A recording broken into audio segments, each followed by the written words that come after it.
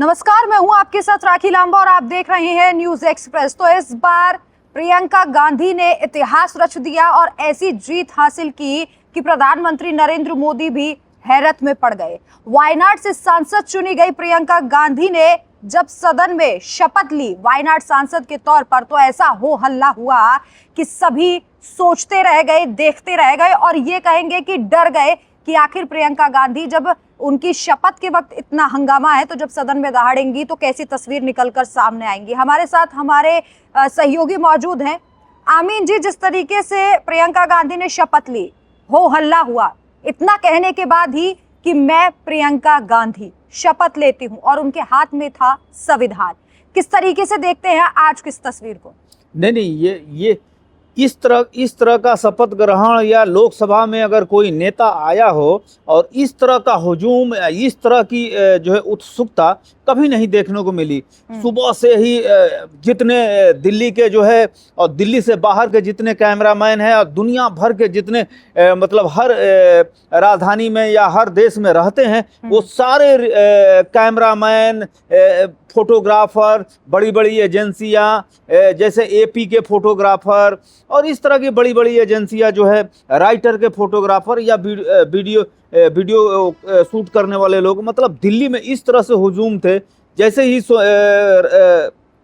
प्रियंका गांधी निकली तो कांग्रेस कार्यकर्ताओं ने जो है फूल और जो है गुलाब की पंखुड़ियां जो है उनकी गाड़ी पर फेंकना शुरू हुआ। उसके बाद से एक तरह से लगने लगा जैसे ही वो क्या कहते हैं कि लोकसभा परिसर में पहुंची तो उसके बाद से सभी कांग्रेस सांसद उनके साथ चलने लगे। इसके साथ साथ आप देखिए वो वीडियो में कि जैसे ही वो सीढ़ियों पे आते हैं तो राहुल गांधी अपना कैमरा ले लेते हैं और कहते हैं कि तुम जो है रुको, थोड़ा सा मुझे एक वीडियो बनाना है, एक फ़ोटो खींचना। तो इस तरह से देखा गया। एक तरह से ये भी इस जो है लोकसभा चुनाव में शपथ ग्रहण समारोह में जो आज हुआ प्रियंका गांधी का, उसमें एक और भी चीज़ देखने को मिला कि माँ सोनिया गांधी जो राज्यसभा से हैं, राजस्थान से आती हैं, राहुल गांधी जो है रायबरेली से आते हैं जो यूपी से है, और प्रियंका गांधी वायनाड केरल से आती हैं। तो एक जुटता दिखी। इसके साथ ही साथ जो है मीडिया में एक अलग तरह का क्रेज देखा। आप भी जानती हैं, मतलब दर्शक भी जानते हैं, हमेशा से ये बात कही जाती है कि राहुल गांधी की अपेक्षा जो है, जो एक अपीलिंग पावर है वो जो है प्रियंका गांधी में है। और प्रियंका गांधी का लुक जो है एक तरह से जो है क्या कहें कि उनकी दादी इंदिरा गांधी से मिलती है। बिल्कुल। और इसीलिए कांग्रेस के कई प्रवक्ता इस बात को कहते हैं कि जब मैंने उनसे सवाल भी किया था कि क्या आपको भी लगता है कि इंदिरा गांधी की छवि जो प्रियंका गांधी में है, तो वो कहते हैं कि तुझ में रब दिखता है, और कांग्रेस के लिए ये है प्रियंका गांधी को देखकर कि तुझ में सब दिखता है, यारा मैं क्या करूं। तो कहा जा सकता है कि पूरे तरीके से अब जब वो बोलेंगी और उनके बोलने का तरीका जो हमने देखा है वो बिल्कुल वैसा ही दिखेगा जैसा आयरन लेडी का किसी समय में दिखता था। अमीन जी, हाँ, नहीं, इसके साथ ही साथ प्रियंका गांधी का लोकसभा में पहुंचने में कई और भी चीजों का जो है एक चीज देखा जाएगा। जब हम लोग जो है ग्रेजुएशन में थे तो उस वक्त जो है दिल्ली लुटियंस जोन में कई मतलब महिलाओं का एक फैशन लुक होता था। उनकी लुक को पूरे हिंदुस्तान के लोग काम करते थे। जैसे आपने अभी भी देखा होगा बृंदा कांत का बड़ी बिंदी वाली एक उनका लुक है। क्या कहते हैं कि आंध्र प्रदेश से आती हैं, वो भी कांग्रेस में पहले रही हैं, उनका लुक देखिए। वो क्या कहते हैं कि रेणुका चौधरी का उनका एक स्टाइल, क्या जिंदा थी दिल्ली की मुख्यमंत्री जो है शीला दीक्षित, उनका एक स्टाइल, उसके बाद से जया जेटली की एक स्टाइल।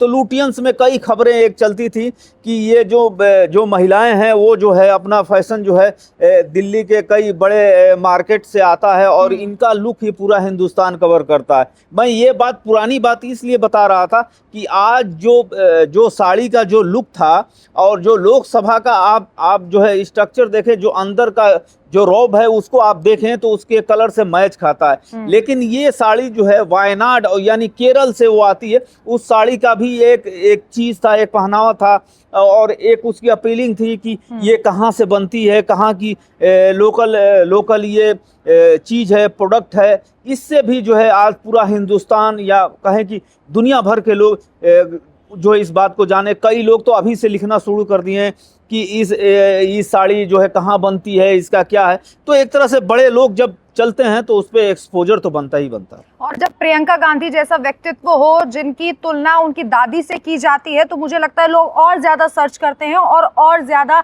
अपेक्षाएं भी रखते हैं, उम्मीदें भी रखते हैं कि जब प्रियंका गांधी सदन में बोलेंगी तो वो प्रधानमंत्री नरेंद्र मोदी से ऐसे ऐसे सवाल करेंगे जिससे पूरी बीजेपी सकते में चली जाएगी।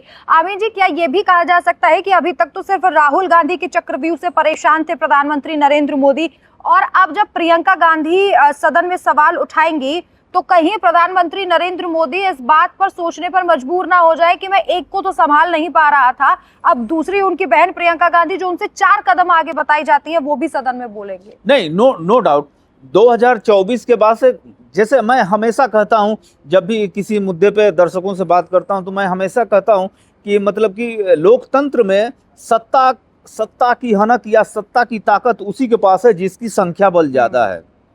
आप देखिए 2014 में कांग्रेस की संख्या कितनी थी, 2019 में कितनी थी, कि एक जो है विपक्ष का पद भी जो है कांग्रेस को मयस्सर नहीं हुआ, इसलिए क्योंकि डेकोरम पूरा नहीं करते थे। लेकिन इस बार 99 पे है तो एक अलग नजरिया दिख रहा है। 2 भाषण हुए हैं इस बार राहुल गांधी के, एक महाभारत पे और महाभारत के अभिमन्यु का उदाहरण, और दूसरा जो है शंकर भगवान का वो फोटो। हाँ, तो इन 2 उदाहरणों से आप समझिए कि कितना बड़ा इम्पैक्ट पड़ा। जो विरोधी, जो लोग ये कहते थे कि राहुल गांधी के अंदर कोई अपीलिंग पावर नहीं है, राहुल गांधी का भाषण ठीक नहीं है, परिपक्व नेता हाँ, नहीं। ये चीजें नहीं है, लेकिन वही लोग नजर, जैसे ही संख्या बदली वही लोग तारीफ करने। इसका मैं अपनी तरफ से नहीं करा, आप यूट्यूब पे जाइए और संसद टीवी पे जाइए और राहुल गांधी का भाषण देखिए, आसमान जमीन का फर्क है कि कितने लोगों ने देखा है मोदी और प्लस ये। इसके साथ साथ कई ऐसे उदाहरण आप भी जानती हैं, आप लिखती भी हैं तो आप देखी होगी,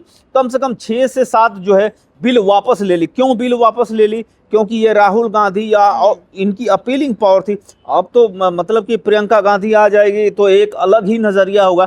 क्योंकि इसमें एक दिक्कत भी है, दर्शकों को जानना चाहिए कि जो उनके बैठने का अलॉटमेंट हुआ है वो विपक्ष के नेता जो है राहुल गांधी हैं तो वो सामने होंगे, तो उसी तरह से 2-3 जो है खाने छोड़ के जो है उनको पीछे वाली सीट मिली है। लेकिन अब देखना है उनके बाद, राहुल गांधी को तो हम देख रहे हैं, लेकिन अब प्रियंका गांधी को देखना है कि वो मुद्दों को कैसे उठाती हैं, उसको कैसे टेकल करती हैं, कैसे बोलती हैं, क्या क्या बोलती हैं, ये देखना हो। बिल्कुल, और जब से खबर आई कि अब सदन में दाड़ेंगी प्रियंका गांधी, तभी से लोग ज्यादा उत्सुक हो गए ये जानने के लिए वो कहाँ बैठेंगी, किस तरीके से बोलेंगी, सभी की इस पर नजरें रहेंगी और इससे जुड़ी अपडेट हम आप तक पहुंचाते रहेंगे। कौन कौन से मुद्दे प्रियंका गांधी उठाएगी, इस पर हमारी नजर बनी रहेगी। बहुत बहुत शुक्रिया हमारे साथ जुड़ने के लिए। नमस्कार।